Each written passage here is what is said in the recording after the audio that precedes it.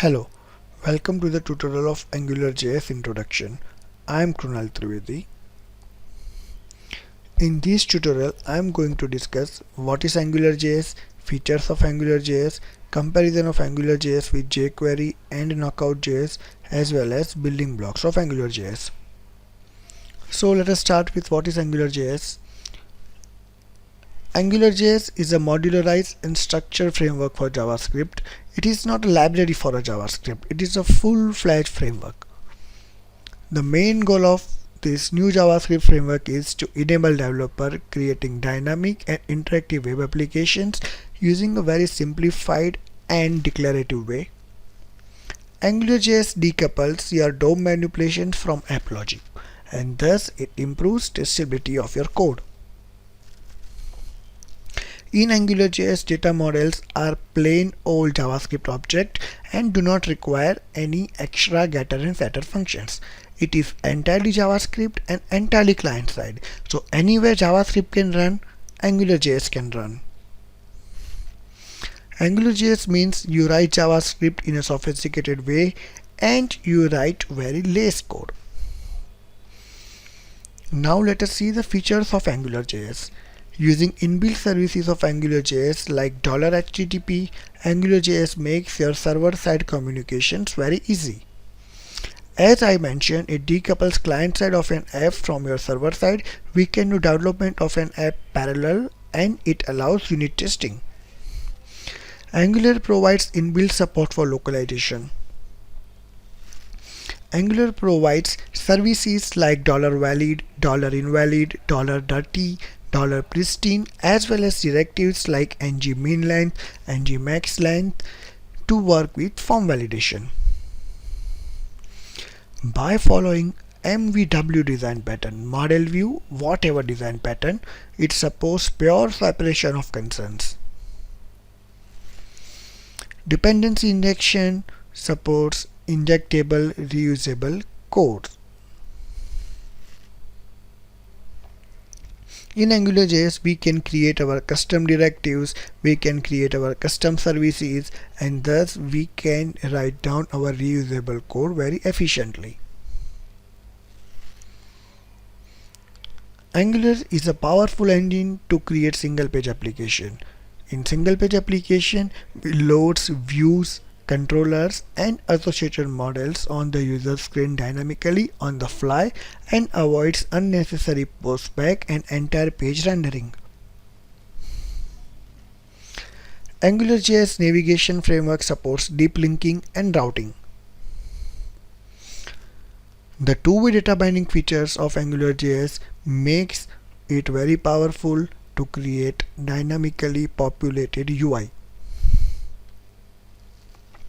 AngularJS has inbuilt support to create animation and rich user interface. Filters in AngularJS makes our life easy for applying, sorting, currency symbol, changing the case of the letters, and etc. etc. Now let us see the comparison of jQuery and AngularJS. Well, jQuery is a library to manipulate and control DOM elements.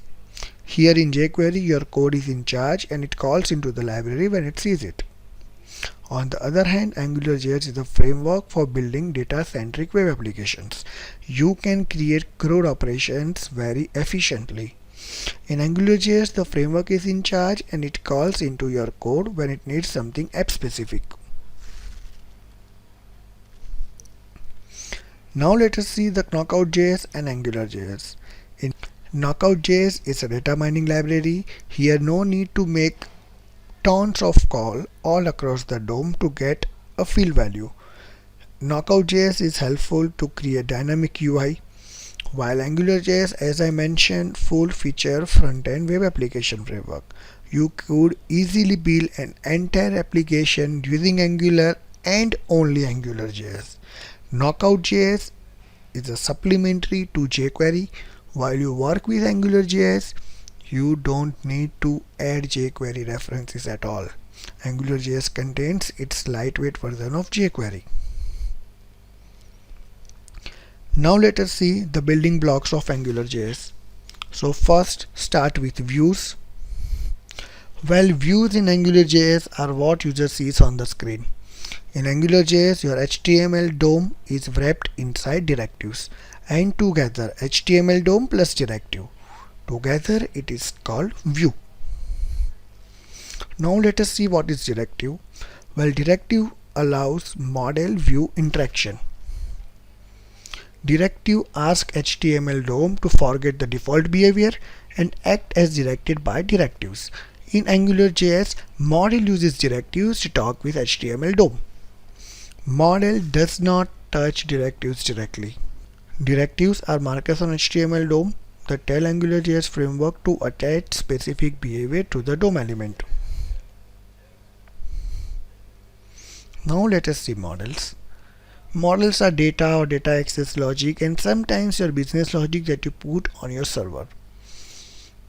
We can create a REST APIs and we can get data from that server. Controller contains business logic for the view. It's a glue between model and view.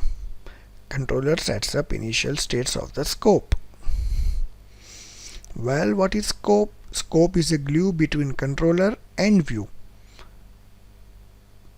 We get data from our model and we pass that data to the scope in the view, and then we pass that data from scope to the view.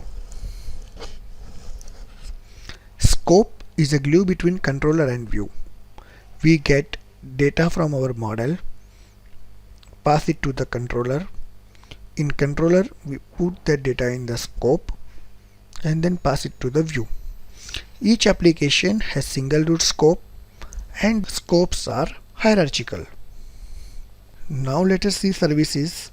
Services are any logic which is not part of model or controller, but you want to reuse that logic in your application, you want to inject that logic on the fly, and that we can create using a services.